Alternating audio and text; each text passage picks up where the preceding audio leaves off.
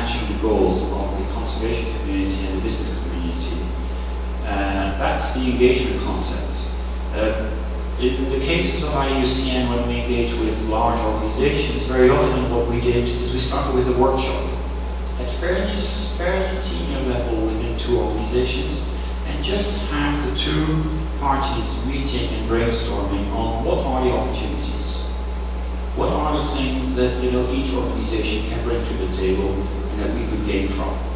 And in the new engagements that I'm trying to develop now for IUCN, is I like to start with these types of workshops, because then at least on the table all the issues, you find all the issues, and there's a likelihood that with that concept you are then going into an engagement that has some teeth afterwards and will be supported by the top management afterwards as well. Assessing the business, potential business partners, I think you identified and highlighted this as well, but clearly the risk element is very important. So I think it's important that I spend a little bit of time on that, because the conservation community, let's say, has had a tendency of just accepting to go and work with business without really looking at, am I actually taking a risk or not? And this is really what IUCN Council asked the Business and Biodiversity Group to look at, and now really establish some operational guidelines and actually even develop a tool that would help identify what are the risks but also opportunities. And so this goes in several steps. First, it goes with the due diligence. And the due diligence is a very interesting feature. Due diligence is done by business when they go into a new project, into a new development. They're just making sure that they are not going and putting themselves in a very difficult situation. Well, this is what it does as well. It's really to inform yourself, to get to know the business. You're not necessarily engaging directly with business at this stage, you're really gleaning all the information that's available publicly. Okay? But what you also do, and that's very important, is you actually check internally also. So what's the perception out there? What are the things that people think about that business? And it might not be based on facts, but these are things that will come back at you anyways whilst you're engaging with that organization later on. So the due diligence process is really an opportunity for your own constituency to express themselves on what they think about engaging with that business, and then helping you perhaps to develop some answers as well. And what it actually does as well, it really helps you identify, hey, what are some of the reputational issues, or some of the other more practical on-the-ground impact issues that might be a priority to solve, because that's unfortunately what's at the moment having an impact on that reputation, or the ability for that company to be seen as a responsible and good business in a certain sense. You had a question in that kind of thing?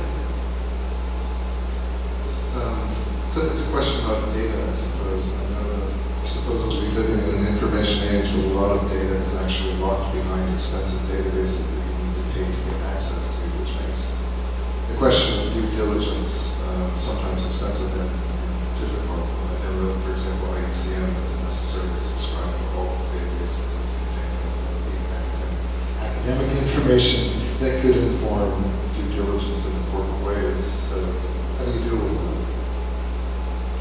I mean, we've actually had a contract with, an information company that does due diligence for just the private sector. So, but that only gives you the basic information.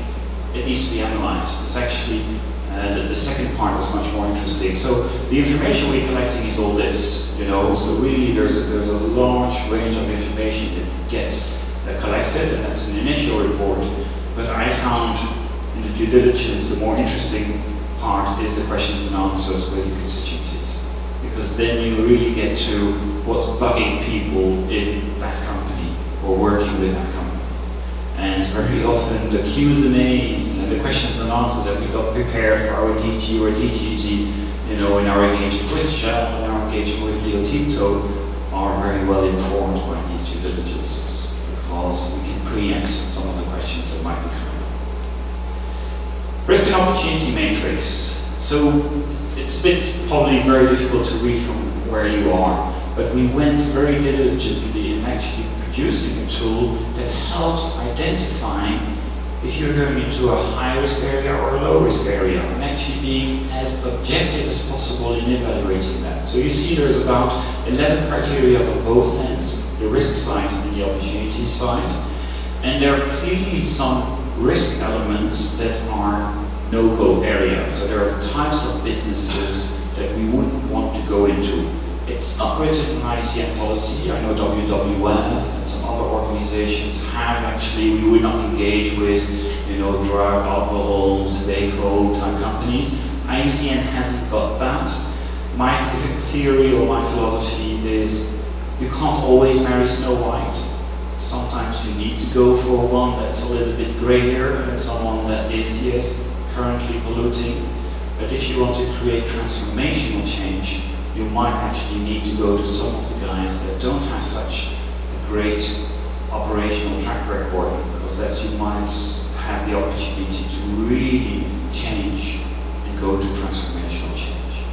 So marrying Snow White is beautiful, it might be easier, but that's not where the change is going to happen. So, and I have to convince the IUCN constituencies of that, because the Snow Whites, they're also knocking at our door, but they are already doing so much. Although clearly IUCN has worked with sector leaders, so we've actually targeted specifically the companies that we felt were very progressive in sustainability to start with, because we thought they would serve as examples and as drivers within their own sectors. And it has proven to be very beneficial, because then it actually helped us engaging them at a wider sector level because of that, let's say, flagship relationship that we could have. Okay? So this risk and opportunity is then the end part, I would say, of our assessment of shall we go or not and engage or not with that business. The formalizing of an agreement, I'm not going to spend too much time on it, because I really want to give you time as well to think a little bit about some of these elements. And clearly, a good contract should have all these elements in there. And I will be happy to answer some of these questions, but perhaps with the practical experiences that you will hear later on, they will give you perhaps some hints on what type of objectives, what type of exchanges of knowledge and services make sense between business and the conservation community. But instead of staying at a theoretical level, I think it's much better when you get it from a practical standpoint by the four presenters later on. One thing that's important, and that's back again to the risk management, is the final evaluation, and sometimes even when you know that you're going into a relationship that might not be that appreciated at the beginning, is to make sure there's also an interim review. And these are things that are important, and the more independent you can do that, the better. It's an investment, but it's an investment that is of value for both organizations, because it really gives them a certain credibility and making sure that you're on track as well. And when you are, once you are in that project with your head down and running fast, then having a third party looking at it and evaluating if you're actually done what you set out yourself to do, that's very useful, because then you can actually redirect perhaps some of your resources and your efforts afterwards, and it also adds a lot of transparency. So in the case of IUCN, we are publishing all these interim and final reviews, where you go to the relationship sheets that we have with Rio Tinto, with Shell, or with Holcim, for example. You will find these reviews out there, and they are rich in information very often. So to finish, top tips is be transparent, because in the end, the best way to avoid any criticism in your engagement with business is transparency. And avoiding having hidden agendas or misconceptions or misalignments in where you want to go is transparency. really helps if you right up front with your business engagement are transparent. And perhaps Christoph might be talking about that, the other Christoph might be talking about that a little bit. Work with business from the beginning and throughout the project. I think there we're back to the donors concept. I mean, if they are wanting to engage with the conservation community, is clearly because they're ready to be challenged, and they don't want to be left out, and that you do work in isolation of their business or their operations. I think the exchange is really what business is looking like, is looking for. Also, when you look and you want to drive change, then establish a baseline at the beginning is very useful, because that's the only way that you're able then to monitor the progress. And finally, it's manage the risk. So yes, there's an assessment that's required really at the beginning, but it's manage that risk throughout the relationship, and you do that with the reviews, you do that up front with the due diligence, and it's also accept criticism, and also accept to disagree sometimes with your partner. Sometimes, yes, we should be standing and say, we don't want to just act as a consultant. We feel that, you're not doing enough in that particular field. And then another item that we sometimes forget is celebrate success. I mean, when you are engaging with a partner, it's to also have success. I was talking about Snow White. In the end, it's marriage, and you want to celebrate some of these anniversaries, every 5 or 10 years. Or if you actually delivered one of the projects, it's great if there's actually an opportunity to celebrate success. And what I found is that this Congress was conducive to actually share some of the successes with the wider community. Now, all this is readily available on the IUCN website, because it's part of our engagement strategy, it's part of the operational guidelines that we have to engage with the private sector, and it's freely available to all the IUCN members. So with the presentations, you have the links out there, and you can really take on that information. Now, it says thank you here, but we're not finished, because now I'm going to get you to work. Unless there's 1 or 2 questions that you might have at this stage.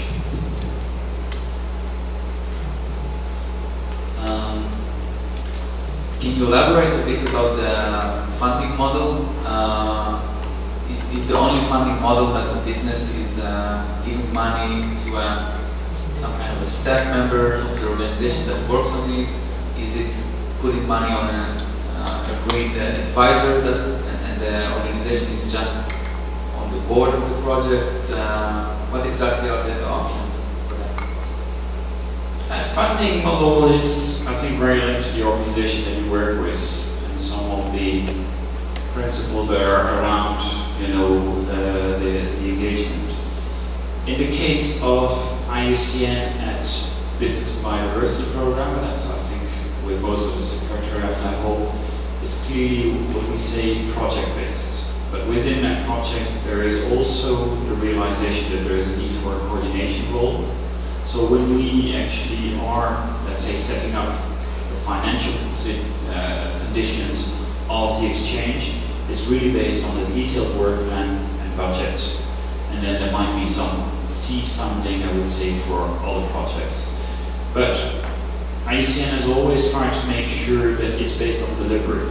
So you might be paid in advance, but clearly it's really based on the work that has been provided. So it's making sure that, we've pre-agreed on what type of engagements we go into, what type of resources it requires, internal or external to IUCN. That doesn't really matter in a certain sense. And then it's actually, through review meetings, steering committees, it's actually, doing then the financial statement on, hey, this is what we've done, does that correspond with what you were expecting, and how we provided that. Mariana? If I can add that it's when we say delivery, it's joint delivery, and businesses bringing their time into the equation. So it's not, we're not providing a service, we're working together to develop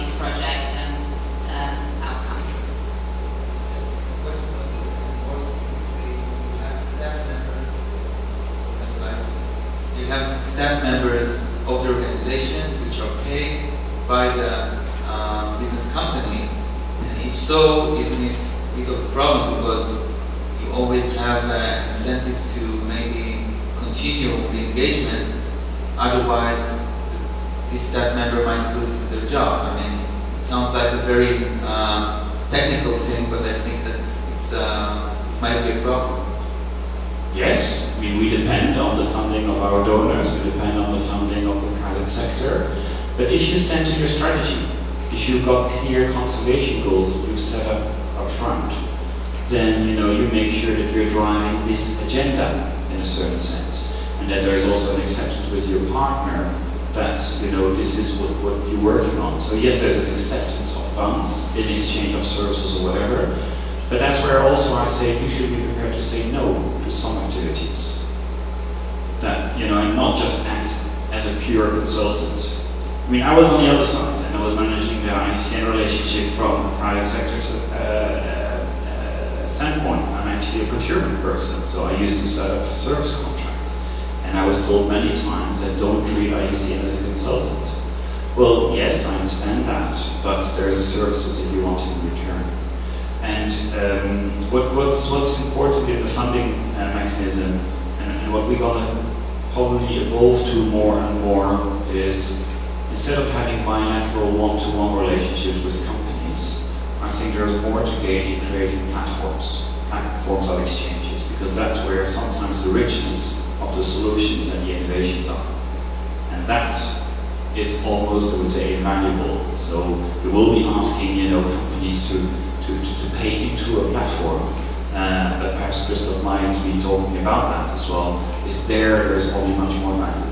Now, one thing I want you not to underestimate is if you're going into a business engagement with a business, there might be an exchange of funds happening from that business to your organization as a conservation organization.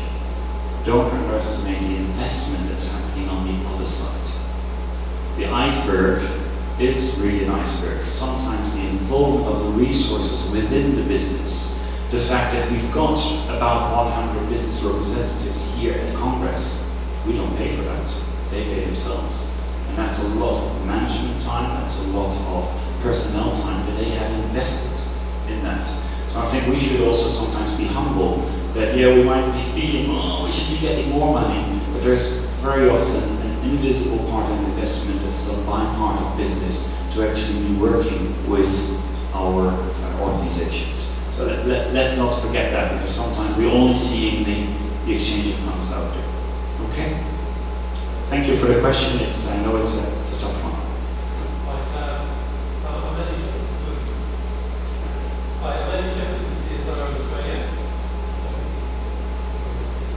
I'm Andy Shepherd from CSRO in Australia, and I run several business contracts around biodiversity. And the one thing I don't think you did mention, which is probably worth mentioning, is keeping intellectual property. So in the case of IUCN, which is very clear, is as soon as we're going to projects, we try to make sure that intellectual property gets as quickly or as reasonable as possible in the public domain. Okay? But we do understand that some of the information is confidential. When you are looking and you are involved as a conservation organization to look at projects that are not materials yet, that they really want to evaluate the risk of going into a certain area because of critical habitats or things like that, they don't want this to be shouted out in the open, and you have to have an understanding for that. But once it's actually successful, and that the methodology has been successful, and that might take years, then hopefully that intellectual property or the learnings of that project or the methodology that's being applied is being out there. So sometimes, we have to be patient with the release of information, because we would like it to go publicly very quickly, and especially with the scientific community.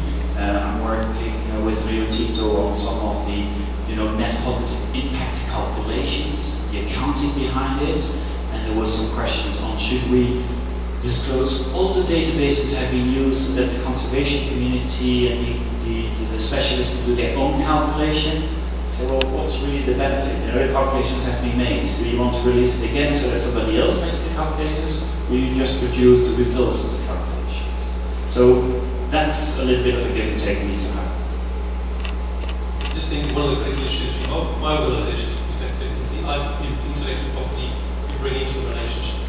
In other words, being aware that you actually are knowledge providers in the relationship, in the contract, so you're not coming in to the contract as somebody who's untrained, and then you're providing information and skills into the contract, and acknowledge those that as IP that you own, and therefore as a basis for having a more balanced contract. Fair enough. Good. Now the exercise I wanted you to do, Mariana, how are we doing on time? Because the coffee break was around 10, so I was supposed to finish at 10:15, but the coffee break is at 10:30. So, shall I use the 15 minutes, or or shall we ask, or move on? I mean, I'll just ask you as the audience. I mean.